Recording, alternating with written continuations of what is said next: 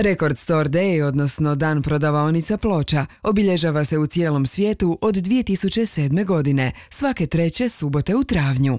Zahvaljujući Hrvatskoj diskografskoj udruzi, 4. godinu za redom i hrvatski će diskografi u svojim CD shopovima diljem Hrvatske obilježiti ovaj dan.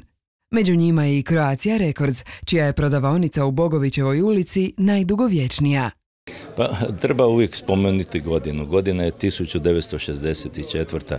Naime, tada to su već bile uspješne godine diskografije, uspješne godine tadašnje firme Jugoton i onda se odlučilo normalno na nekom radničkom savjetu da se ide u jedan veliki projekt. Projekt je bio Bogovićeva, znači u to doba se reklo moderna luksuzna prodavaonica ploča. Pa najlakše se sjetiti nekih osobnih doživljaja. Znači, ja se sjećam svojih putovanja sa mora koje su se prekidala u Zagrebu, pa bi se onda došlo tu u Bogovićevu kupiti. To je bilo doba singlica, znači moramo malo i posjetiti se povijesti.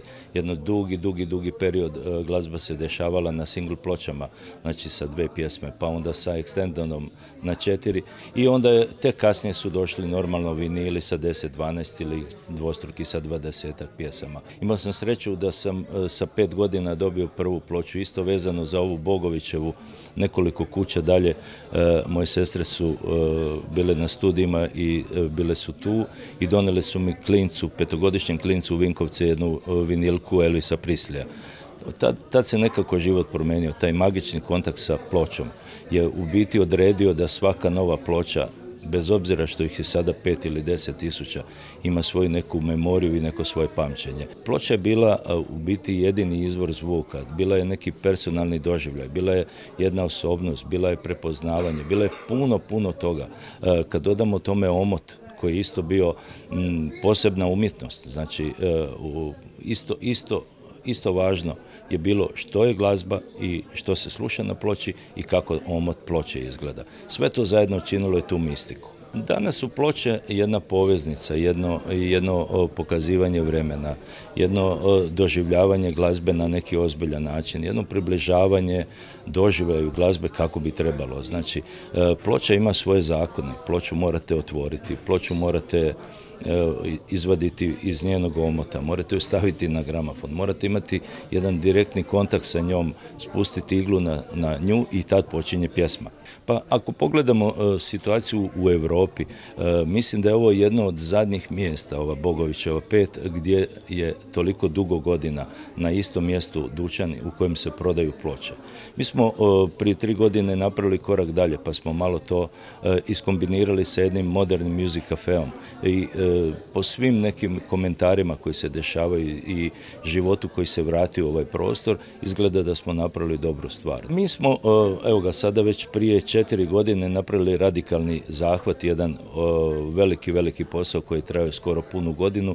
To je bio remastering cijeloga opusa Bijelog dugmeta. Znači, Bijelo dugme samim svojim značajem, glazbom koju su ponudili, glazbom kojom su napravili, su zaslužili da budu rame uz rame sa nečim što je napravljeno 2 godine prije toga, a to je bio kompletan opus Beatlesa. I to je bio jedan radikalni zaokret ka vinilima, pokazivanje kako to treba raditi. Znači, sve te nekadašnje snimke trebalo je remasterirati na pravi način.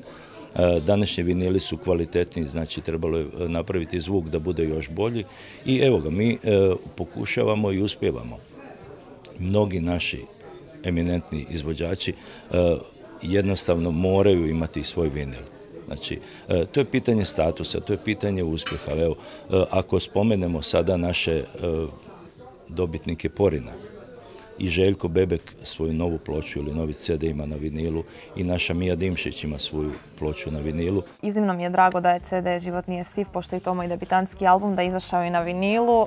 Mislim da vinil ima danas jednu posebnu težinu, podsjeća nas na neka starija vremena i definitivno neka glazba drugačije zvuči na ploči, kao da ima nekako topliji sound, a ja jako volim country i obožavam tako Willia Nelsona, pogotovo te starije izvođače koji su baš onako za vinil. Ja mislim Noru Jones koja, evo recimo od suvremenijih izvođača, isto ima taj jedan poseban zvuk i kad sam radila vlastitu glazbu pokušala sam ići na to nešto intimno, emotivno, lagano, akustično I jednostavno smo u jednom trenutku došli do zaključka da bi to odlično zvučalo na vinilu. Budući da je vinil onako nekako većih dimenzija, stane tu svašta nešto unutra osim same ploče. Ono što ću ja sigurno pamtiti, tu je jedan uvodnik koji sam napisala koji će me podsjećati na to neko taj emotivan trenutak kad sam zapravo se spremala izdati svoj prvi album, što evo daj Bože da će ih biti još puno, ali više nikad neće biti prvi i to je bio jedan poseban trenutak za mene. Osim toga tu neke evo stvarno lijepe recenzije koje progovorili su evo neki glazbeni kritičari što misle o albumu, što misle o pjesmama. To su neke stvari koje ako ne izrežeš u novinama zaboravit ćeš.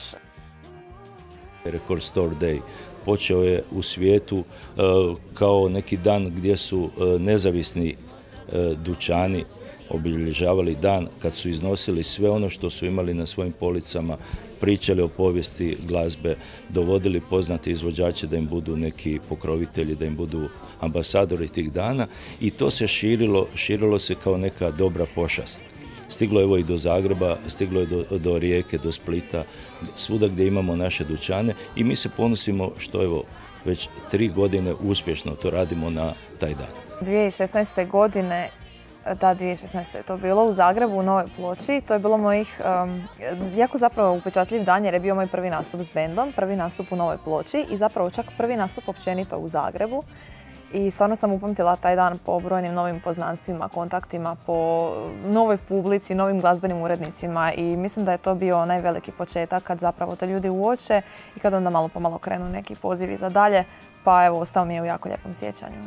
Bila mi je velika čast biti ambasadorica jer je to evo samo godinu dana nakon što sam prvi put sudjelovala za mene bio stvarno veliki iskorak i općenito što Record Store Day predstavlja sve one stvari za koje mislim da bi se glazbenici u prvom redu trebali zalagati jer publika danas konzumira glazbu na potpuno drugačije načine. Svi svjedočimo toj nekoj digitalizaciji i lijepo je kad stvari ponovno postanu tako fizički opipljive i kad se ponovno prisjetimo gramofona, ploča, CD-ova i potaknemo zapravo ljude koji su naši najvažniji konzumenti da i oni sve češće posjećuju prodavaonice, CD shopove i ostalo.